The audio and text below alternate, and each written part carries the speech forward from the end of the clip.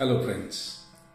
आजकल मेरे पास कुछ कोचिंग काउंसलिंग में कुछ कपल्स थोड़े ज़्यादा आ रहे हैं और हैरानी की बात यह है कि कोई खास सीरियस इश्यूज नहीं हैं, लेकिन फिर भी एक अजीब सी नाराज़गी, मनमुटाव और एक दूसरे के प्रति थोड़ा हल्का सा असहज महसूस कर रहे हैं कपल्स। और दोनों की कंप्लेंट ये है कि ये मुझे अब उतना प्यार नहीं करते जितना पहले करते थे। तो मुझे एक समझ में आ रहा है कि देखिए, आप मुझे पहले जैसा प्यार नहीं करते, या आप तो मुझे अब प्यार ही नहीं करते, अब तो मुझे वो प्यार महसूस ही नहीं हो रहा है। Some people have this complaint, I am not loved, I am not feeling loved any more. अब ये सब जो बड़ी छोटी छोटी समस्याएं हैं, अच्छा ऐसे कपल्स में कोई खास गंभीर मुद्दा नहीं है, लेकिन एट द सेम टाइम वो कनेक्ट भी महसूस नहीं हो रहा है, तो लोग बड़े परेशान होते हैं। देखिए, एक किताब है डॉक्टर गैरी चैपमैन की, द 5 लव लैंग्वेजेस, प्रेम की 5 भाषा। अब समस्या ये है, क्योंकि लोगों ने इस तरीके की पुस्तकें नहीं पढ़ी हैं या इस तरीके की चीज़ों के बारे में ज़्यादा सोच विमर्श या कोई ट्रेनिंग नहीं होती है, तो लोग ना हिट एंड ट्रायल मेथड से रिलेशनशिप्स को चला रहे हैं।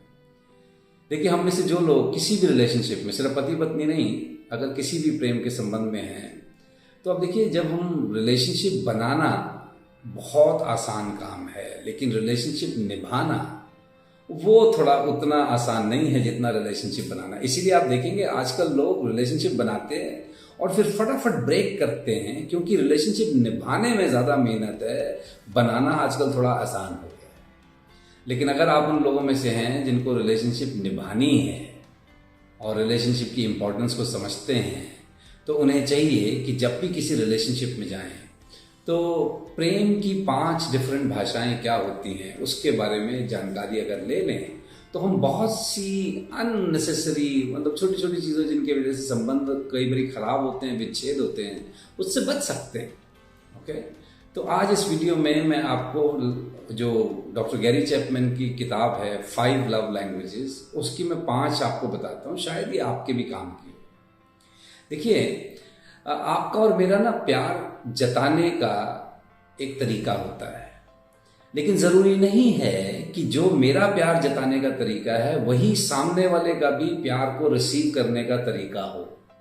अब ये ऐसा ही है जैसे एक चाइनीज़ आदमी एक भारतीय आदमी से बातचीत कर रहा हो। अब अगर दोनों की भाषा एक जैसी नहीं है, तो इंटेंशन जितनी मर्जी अच्छी हो, मंशा जितनी मर्जी अच्छी हो, लेकिन संवाद नहीं हो पाएगा, एक दूसरे तक अपनी बात, कंटेंट, भावना नहीं पहुंचा पाएंगे। क्यों? इसी तरह कई बार मैंने देखा है कि रिलेशनशिप्स में जो लव लैंग्वेज है, जो प्यार की भाषा है, वो दोनों पार्टनर्स की एक जैसी नहीं होती। दोनों अपनी अपनी भाषा में प्यार कर रहे होते हैं, लेकिन क्योंकि वो दूसरे की भाषा से मैच नहीं होता है, तो अननेसेसरी कई बार तनाव हो जाते हैं। तो देखिए, 5 लव लैंग्वेज में से जो पहली लव लैंग्वेज है वो है शब्दों के द्वारा प्यार को एक्सप्रेस करना, शब्दों के द्वारा सामने वाले को आश्वासन देना, कुछ शब्दों का उपयोग करना, शब्दों के द्वारा अपनी भावनाओं को पहुंचाना। अब कईयों की जो लव लैंग्वेज है वो शब्द है, अर्थात अगर आप उनको मैसेज नहीं भेजते, टेक्स्ट मैसेज में नहीं लिखते कि मैं आपको मिस कर रहा हूँ या I love you for that matter, या आप उनको कुछ बताते नहीं हैं कि आपको उनके बारे में क्या अच्छा लगा, उनकी कौन सी चीज़ अच्छी लगती है, अगर आप वो कहते नहीं हैं, भले ही फील करते हैं, लेकिन अगर आप वो कहते नहीं हैं, तो कई बार सामने वाले को लगता है कि आप मुझसे प्यार नहीं करते। तो कईयों की लव लैंग्वेज है शब्द, एक्सप्रेशंस, कहना, बताना। और हम में से कई ऐसे भी होते हैं, इसमें कहने की क्या ज़रूरत है, जो मैं कर रहा हूँ वो देखो। तो वही फिर ना वो लव लैंग्वेज थोड़ी सी मिसमैच हो जाती है कई बार। कुछ लोग ऐसे हैं जिनको बार बार आपको रोज़ कहना होगा कि आप उनके लिए कितने महत्वपूर्ण हैं, आप उनके ऊपर कितना आश्रित हैं, या आप उनकी किस चीज़ को कितना पसंद करते हैं, ये आपको रोज़ कहना होगा, व्हाट्सएप पे मैसेज डालने होंगे। अच्छा, और आप देखेंगे जिसकी ये लव लैंग्वेज है वो आपके साथ बहुत एक्सप्रेशन करता है, वो आपको बहुत कुछ बताता है, शब्दों में बताता है। तो जब वो बता रहा है कि मेरी लव लैंग्वेज ये है, तो अगर आप उसके साथ कनेक्ट रहना चाहते हैं और लंबे समय तक अपने रिलेशनशिप को चलाना चाहते हैं, तो उनकी भाषा में रिस्पॉन्ड करना चाहिए। ओके, अब जैसे मेरे साथ कई बार हो जाता है कि सपोज पत्नी ने एक 10 लाइन का व्हाट्सएप मैसेज भेजा है और मैंने सिर्फ एक अंगूठा भेज दिया। अब देखिए उसने 10 लाइन का व्हाट्सएप भेजा है, तो मुझे उसमें कम से कम 2-3 लाइन तो लिख देनी चाहिए थी जो भी उन्होंने मैसेज भेजा उसके बारे में, कि वाह अच्छा सोचा, good thought, good idea, excellent. कुछ तो मुझे भी उसमें 2-3 लाइनें तो कहनी चाहिए। लेकिन मैं अपनी तरफ से जब ये खाली अंगूठा भेज देता हूँ, तो मेरा कहने का तात्पर्य तो ये है कि मैं आपने जो लिखा है उससे 100% सहमत हूँ, वेरी गुड, एक्सीलेंट। लेकिन ये जो मेरा अंगूठा है ये सब कह रहा है, ये मैं सोच रहा हूँ, लेकिन सामने वाला क्या देख रहा है कि मैंने इसको मैसेज भेजा है, इसके पास देखने का टाइम भी नहीं है, पढ़ने का टाइम भी नहीं है, और पीछा छुड़ाने के लिए अंगूठा भेज दिया, जबकि ऐसा है नहीं। तो देखिए लव लैंग्वेज में थोड़ा मिसमैच हो गया ना, मैंने उसको उस लैंग्वेज को उस भाषा में बात नहीं की।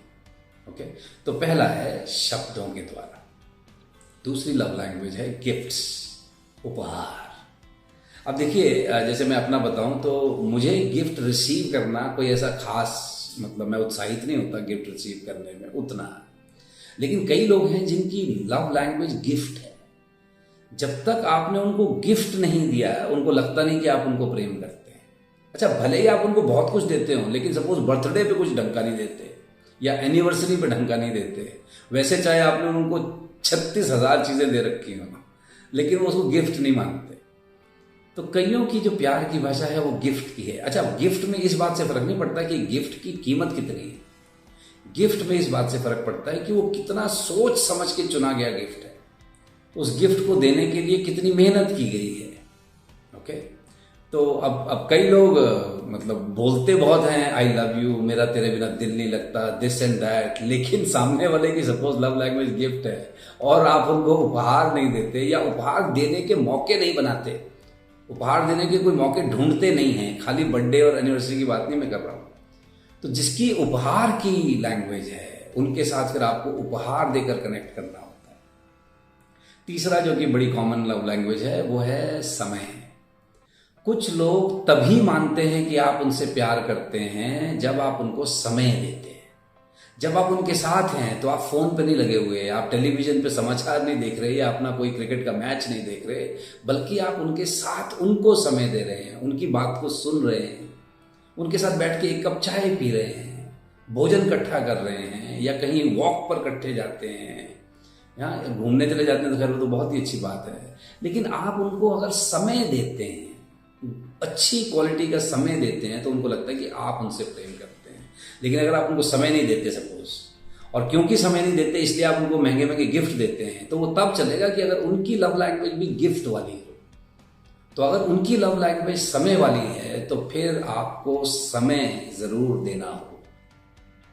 ओके, चौथी जो लव लैंग्वेज है वो है स्पर्श की लैंग्वेज, टच, फिजिकल टच। अब देखिए फिजिकल टच, शारीरिक स्पर्श सिर्फ ये सेक्सुअल नहीं होता है।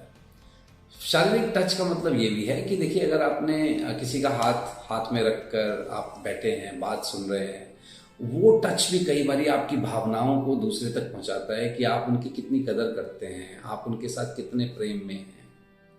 अच्छा, आप सिर्फ उन साथ साथ बैठे हैं जहां आपने उनके कंधे पे हाथ रखा हुआ है, तो ये टच भी जो है ये एक ऐसा काम करता है जो महंगे महंगे गिफ्ट भी नहीं करते कई बार। ये डिपेंड करता है कि सामने वाले की भाषा में इसका कितना महत्व है।